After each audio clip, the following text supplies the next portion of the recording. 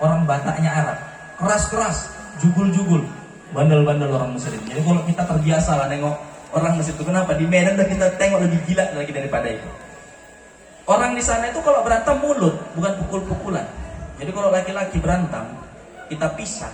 Udah, nggak mau tuh langsung lanjut berantem itu.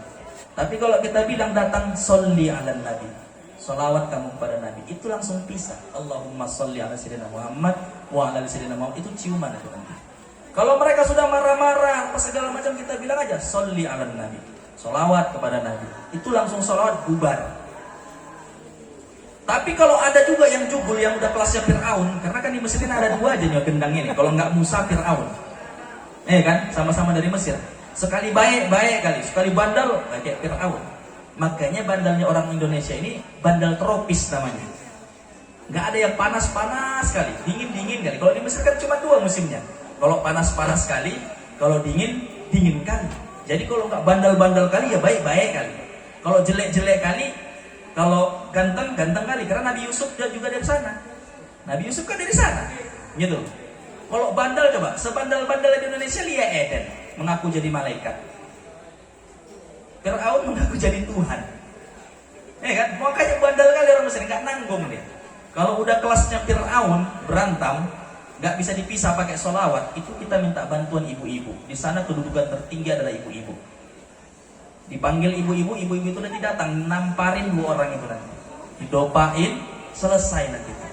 Jadi di sana puncak tertingginya adalah ibu-ibu di sana. Makanya kalau dosen kita ibu-ibu lagi datang bulan lagi, hancur lagi teh. Udah ibu-ibu datang bulan lagi kan, hancur lagi teh udah. Di sana itu kedudukan tertinggi adalah ibu-ibu. Perempuan sangat dihormati di Mesir sana. Kenapa? Karena negeri Mesir memahami bahwa tumbuh kembang dan stabilitas sebuah bangsa itu ditentukan oleh seorang ibu, seorang wanita.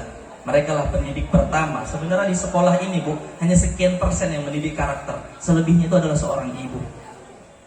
Makanya al-jannatu tahta aqdamil ummahat, surga itu di bawah telapak kaki ibu. Kedudukannya 3 kali lebih lipat daripada kedudukan seorang ayah.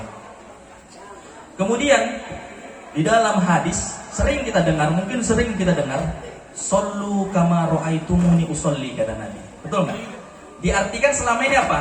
Sholatlah kamu sebagaimana kamu melihat aku sholat. Shollu, kalimatnya kan shollu. Sementara tadi di Al-Quran dikatakan innallaha wa malaikatahu yusholluna 'alan nabi. Ya ayyuhalladzina amanu shollu. Shollu juga nya. Di Al-Quran perintah shollu itu untuk apa? Sholat atau sholawat? Sholawat. Tadi ada hadis, shollu kama ra'aitumuni usolli. Itu kira-kira perintahnya ngelihat Nabi bersolawat atau melihat Nabi sholat? Nah, karena di dalam Al-Quran perintah sholat itu bukan shollu, tapi aqimus sholat wa atuz zakat. Bukan shollu, tapi aqimus sholat, dirikanlah sholat. Jadi ulama menafsirkan ada dua di situ. Shollu kama ra'aitumuni usolli. Nabi ingin mengajarkan kita bagaimana tata cara sholat yang benar. Kedua, Nabi ingin mengajarkan kita tata cara sholawat yang benar. Jadi sholawat itu ada yang benar, ada yang nggak benar. Sholawat yang diterima dengan sholawat yang tidak diterima. Nabi kemudian dalam hadis itu mengatakan sholawat yang diterima adalah yang di dalamnya ada namaku dan keluargaku. Jadi Allahumma sholli ala sayyidina Muhammad wa ala ali sayyidina Muhammad, atau sallallahu ala sayyidina Muhammad wa ala ali sayyidina Muhammad. Itulah sholawat yang benar yang diajarkan Nabi, yang diterima, dan dengan itu nanti akan menghapuskan dosa kita, menaikkan derajat kita, dan memenuhi hajat-hajat kita. Itulah sholawat yang benar. Adapun nanti dirangkai menjadi qasidah, menjadi sholawat Jibril, sholawat Nariyah, Tibil Qulub, dan lain sebagainya, sholawat asghil, itu sudah pengembangan terhadap sholawat itu.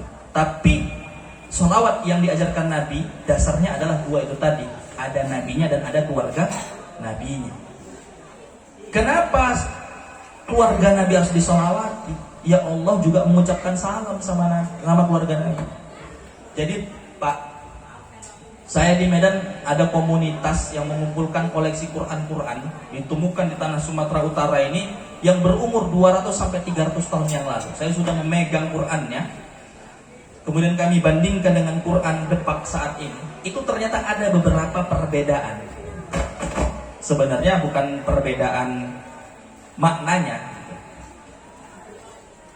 Maknanya juga ada yang berbeda nih masalahnya dari Depak gitu.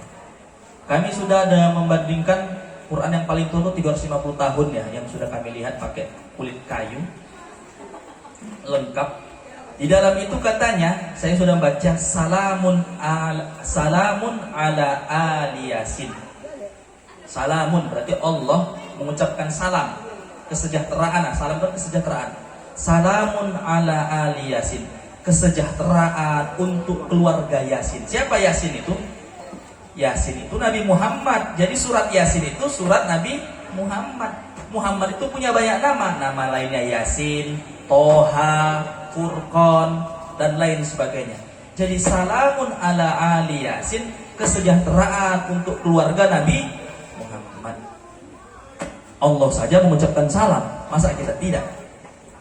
Kemudian di Quran Depak saat ini salamun ala Ilyasin. Bukan Aliyasin tapi Ilyasin. Ini dalam bahasa Arab biasa itu ada tulisan yang berbeda. Misalnya khot kufi, misalnya ada khotnya kufi, ada basra, ada misalnya ini dan lain sebagainya. Itu perbedaan penulisan tidak masalah. Tapi Depak mengartikannya apa? Kesejahteraan untuk keluarga Ilyas kan? Ilyasin kan? Sementara di ayat yang lain kata Ilyas itu bukan Ilyasin tapi Ilyasa. Jadi kalau menyebut nama Ilyas bukan Ilyasin tapi Ilyasa. Ini kalimatnya Ilyasin diartikan kesejahteraan kepada keluarga Ilyas. Nah ini kita perlu nanti mungkin kita diskusi. Semoga ada waktu kita diskusi dengan Depak. Ya kan, karena kan Quran sekarang ini kan dicetak sama mereka. Itu sudah merubah arti namanya. Sudah merubah arti. Coba ibu bapak buka Quran nanti tentang itu, kesejahteraan pada keluarga Ilyas. Padahal 2 lembar setelahnya Ilyas itu bukan Ilyasin tapi Ilyasa. Ilyas. Nah, itu kenapa kita harus bersolawat lengkap? Nabi juga pernah berkata begini. Ada solawat yang tidak diterima, namanya solawatul batrok, solawat yang puntung solawatnya sehingga tidak diterima. Itulah redaksinya cuma Allahumma sholli ala sayyidina Muhammad saja, atau sallallahu ala sayyidina Muhammad. Inilah namanya solawat puntung, solawat yang tidak diterima, kata Nabi. Solawat yang diterima adalah yang tadi Allahumma sholli ala sayyidina Muhammad wa ala ali sayyidina Muhammad. Kemudian ulama mengatakan afdolu zikri huwas sholawat, sebaik-baik zikir adalah sholawat. Jadi ibu-ibu, gak usahlah kita repot-repot untuk mengejar surga ini. Cukup lakukan 5 waktu, puasa bulan Ramadan, tinggalkan yang haram. Amalan ciri khasnya bersolawat saja.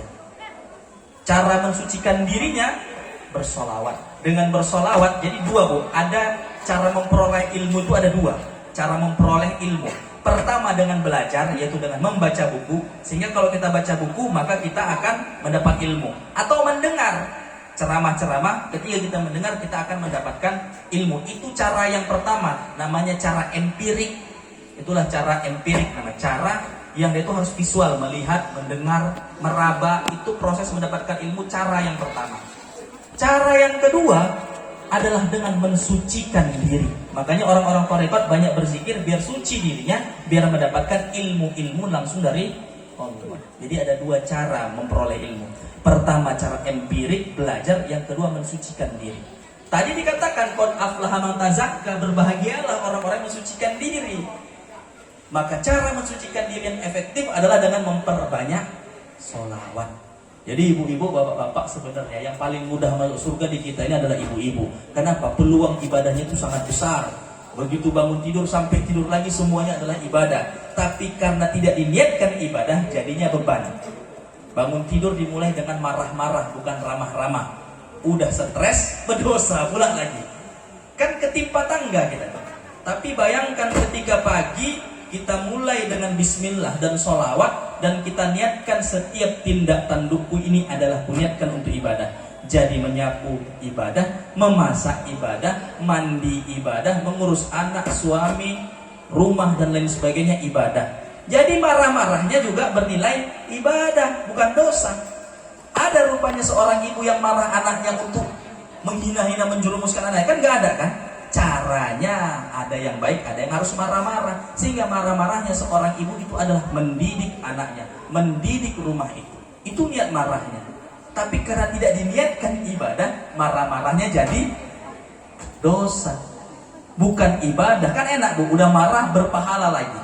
Maka caranya adalah mulai setiap pagi bangun tidur dengan bismillahirrahmanirrahim dan Allahumma sholli ala sayyidina Muhammad wa ala sayyidina Muhammad. Niatkan semua dengan ibadah. Masak sering-sering baca sholawat, menyuci bersolawat, menyapu bersolawat, bercengkrama dengan anak, bercengkrama dengan istri suami dan bersolawat. Penuhi semua dengan solawat. Di dalam hadis katanya, kalau kamu menemukan satu titik di dalam hidupmu, suatu permasalahan yang gak bisa kamu pecahkan dengan doa apapun, maka pecahkanlah masalah itu dengan solawat. Karena solawat akan memecahkan dan akan meringankan masalah-masalah kita. Kalau kau terlilit hutang yang berat, banyak-banyaklah bersolawat, maka min haitsu la yahtasib, akan ada bantuan-bantuan yang tidak pernah kau duga. Kalau kau susah memahami ilmu, perbanyak solawat. Kalau kau takut terhadap musuh, perbanyak solawat. Sehingga solawat ini adalah sapu jagat. Dia merangkum seluruh amal, seluruh zikir itu terangkum dalam solawat. Kenapa solawat itu bisa begitu tinggi? Ini panjang kajiannya dan bukan malam ini perlu kita kaji. Karena ini berkaitan dengan kedudukan Nabi Muhammad. Nabi Muhammad sebagai Nur Muhammadiyah, Muhammad sebagai Al-Faidul Awal, sumber pertama manifestasi dari Allah, dan tajalli. Tajalli itu adalah manifestasi dari Allah. Itu kenapa Nabi Muhammad sholawatnya itu adalah semua terangkum di situ. Itu dia ibu-ibu, bapak-bapak, sehingga kenapa gitu? Ternyata masuk surga dan beragama itu mudah. Kenapa mudah? Karena kita tahu caranya, karena kita tahu jalannya. Kalau orang beribadah